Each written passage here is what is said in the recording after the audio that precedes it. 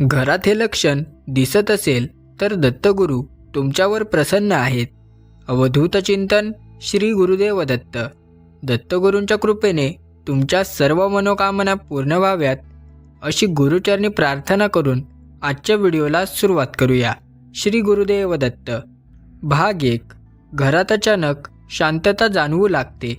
वाद कमी होतात आणि मन विनाकारण हलकं वाटू लागतं.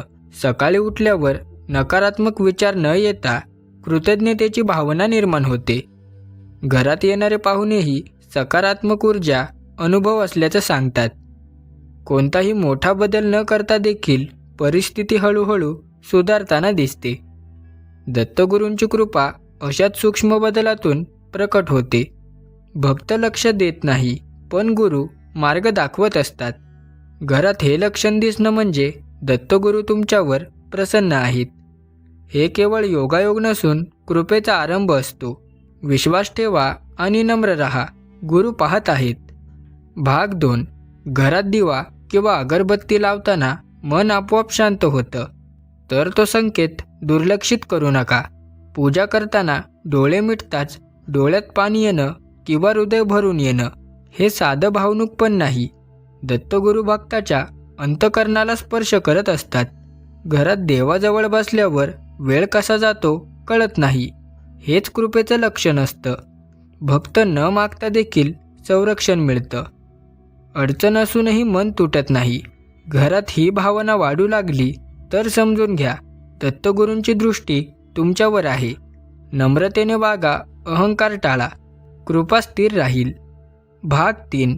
घरात कोणतीही मोठी पूजा नसतानाही वातावरण पवित्र वाटू लागणं हे विशेष लक्षण आहे. कधीकधी मंद सुगंध जाणवतो, जणू अगरबत्ती किंवा फुलांचा वास येतो. कोणतंही भौतिक कारण नसतानाही हा अनुभव येतो.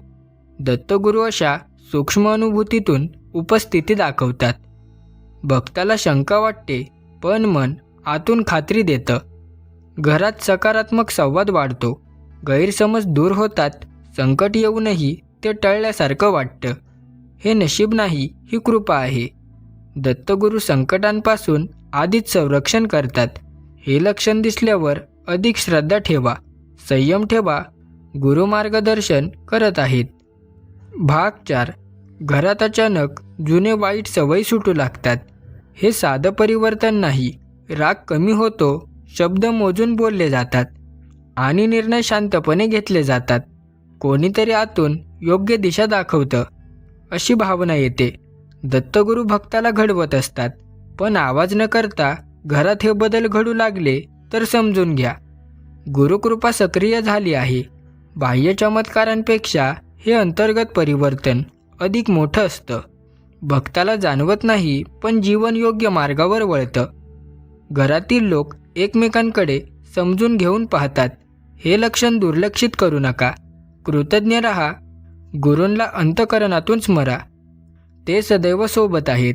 योग्य वेळ येईल तेव्हा उत्तर मिळेल. भाग 5. घरात संकट असूनही अन्न, पाणी आणि गरजेच्या गोष्टी कधीच कमी पडत नाहीत. अचानक मदत मिळते. योग्य वेळी योग्य व्यक्ती भेटते. ही व्यवस्था योगायोग होत नाही. दत्तगुरू भक्ताच्या गरजा जाणून घेतात. घरात उपासमार, असुरक्षितता किंवा भीती कमी होत असते, तर ते प्रसन्नतेचं लक्षण आहे. भक्त कधीकधी प्रश्न विचारतो, पण उत्तर कृतीतून मिळतं. घरात विश्वास वाढतो, आशा टिकून राहते. हे दत्तगुरूंचं अदृश्य संरक्षण असतं. हे लक्षात आल्यावर अधिक लोभ करू नका. जे आहे त्यात समाधान ठेवा. कृतज्ञता वाढवा, गुरु अधिक कृपा करतील. संयम ठेवा, काळजी नको, मार्ग खुला होत आहे. भाग 6. घरात लहान लहान गोष्टींमध्ये आनंद वाटू लागतो. हसणं सहज होतं आणि तणाव हळूहळू कमी होतो. कोणत्याही बाह्य कारणांशिवाय मन स्थिर राहणं हे गुरुकृपेचं चिन्ह आहे. दत्तगुरू भक्ताच्या मनात स्थैर्य निर्माण करतात. घरात टीव्ही, मोबाईल किंवा बाह्य गोंगाट कमी आकर्षक वाटू लागतो. शांततेत बसण्याची इच्छा वाढते. हे वैराग्य नाही, ही संतुलनाची अवस्था आहे. दत्तगुरू जीवनातून अतिरेक दूर करतात. घरात हे लक्षण दिसत असेल तर समजून घ्या, गुरु योग्य दिशेने नेत आहेत. या अवस्थेत धीर सोडू नका, नियम पाळा, साधेपणा स्वीकारा. गुरूंची कृपा अधिक गडद होईल, हे मौन बोलत असतं. भाग 7. घरात एखादी अडचण येऊनही ती मोठी हानी न करता थांबते. अपघात टळतो, वाद मिटतो किंवा नुकसान कमी होतं. दत्तगुरू संकट पूर्णपणे येऊ देत नाहीत. भक्ताला नंतर कळतं किती मोठं संकट टळलं. घरात यासाठी कोणी काही विशेष केलं नसतं, तरीही परिणाम चांगला येतो. ही दत्तगुरूंची ढाल असते. घरात हे घडू लागलं तर समजून घ्या, तुम्ही गुरूंच्या छत्राखाली आहात. याचा अर्थ संकट येणार नाही असं नाही, पण त्याची तीव्रता कमी राहील. या अवस्थेत अहंकार वाढवू नका, अधिक नम्र व्हा. गुरूंचं स्मरण ठेवा. त्यांचं संरक्षण शब्दात व्यक्त करता येत नाही, अनुभवानं कळतं.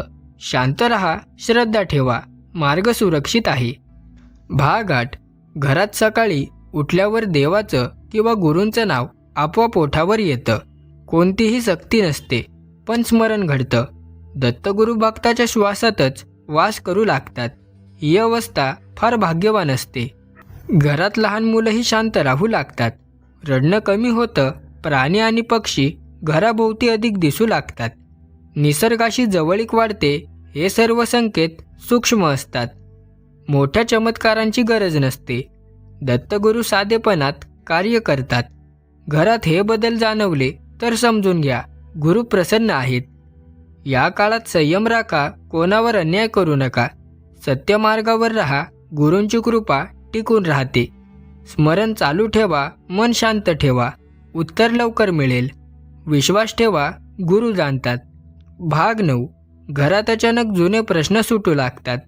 वर्षानुवर्ष अडकलेली कामे पुढे सरकतात. योग्य वेळी फोन येतो, योग्य कागद मिळतो किंवा अडथळा दूर होतो. दत्तगुरू मार्ग मोकळा करत असतात.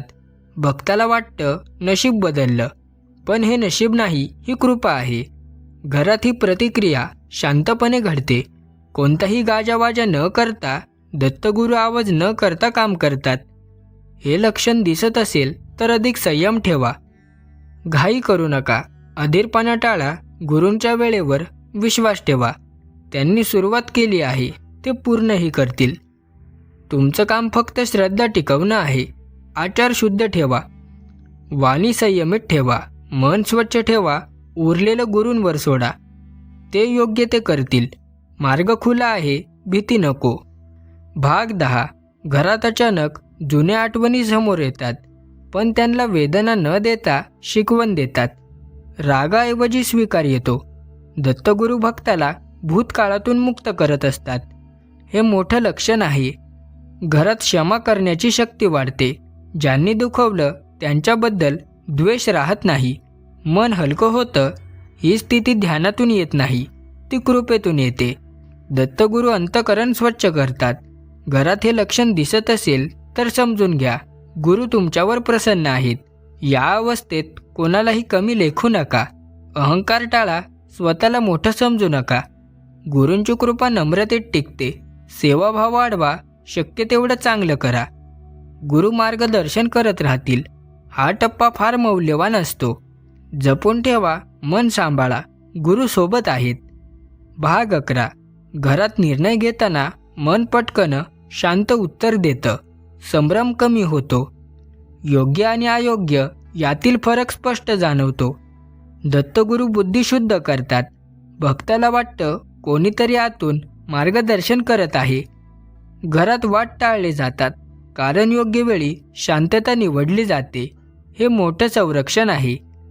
दत्तगुरू भक्ताला स्वतःपासून वाचवतात, चुकीच्या निर्णयांपासून दूर ठेवतात. घरात हे लक्षण दिसत असेल तर समजून घ्या, गुरूंची कृपा खोलवर काम करत आहे. या काळात कोणताही मोठा निर्णय घेताना गुरूंचं स्मरण करा. अधीरपणा टाळा, लोभ कमी ठेवा, सत्याच्या बाजूने उभे राहा. गुरु तुमचं नुकसान होऊ देणार नाहीत. मार्ग कधी कधी कठीण वाटेल, पण योग्य असेल. विश्वास ठेवा, धैर्य ठेवा. वेळ योग्य उत्तर देईल. गुरु जाणतात, ते पाहत आहेत. काळजी करू नका. या व्हिडिओमधून तुम्हाला दत्तकृपेचा स्पर्श जाणवला असेल तर कमेंटमध्ये श्री गुरुदेव दत्त लिहायला विसरू नका. व्हिडिओ आवडला असेल तर व्हिडिओला एक लाईक आणि चॅनलला सबस्क्राईब करायला विसरू नका. तर चला भेटूया लवकरच पुढच्या व्हिडिओत.